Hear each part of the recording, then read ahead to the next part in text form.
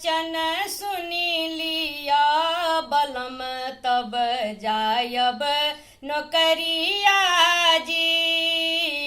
नारी बचन सुनी लिया बलम तब जायब नौकरिया जी। नारी बचन सुनी लिया बलम तब जायब नौकरिया जी।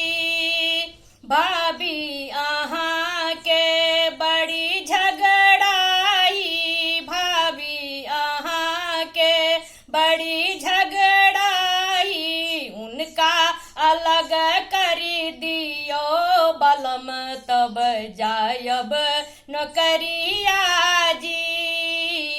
उनका अलग करी दियो बलम तब जायब नौकरिया जी। उनका अलग करी दियो बलम तब जायब नौकरिया जी।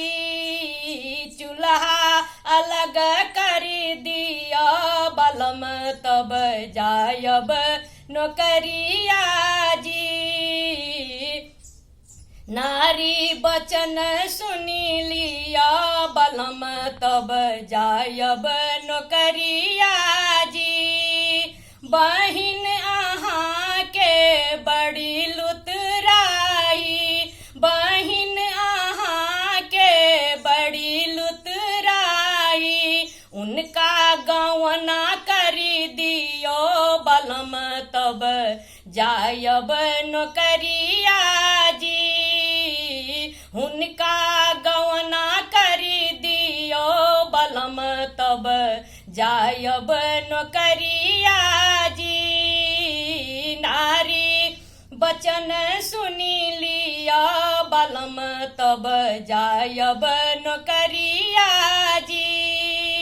छोटका दियरबा बड़ा मुँह लगुआ, छोटका दियरबा बड़ा मुँह लगुआ, उनका के साथ न जइयो बलम तब जायब नौकरिया जी।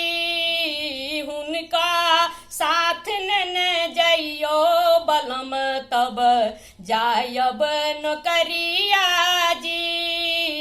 उनको साथ न जइयो बलम तब जायब नौकरिया जी। नारी बचन सुनी लिया बलम तब जायब नौकरिया जी, तब जायब नौकरिया।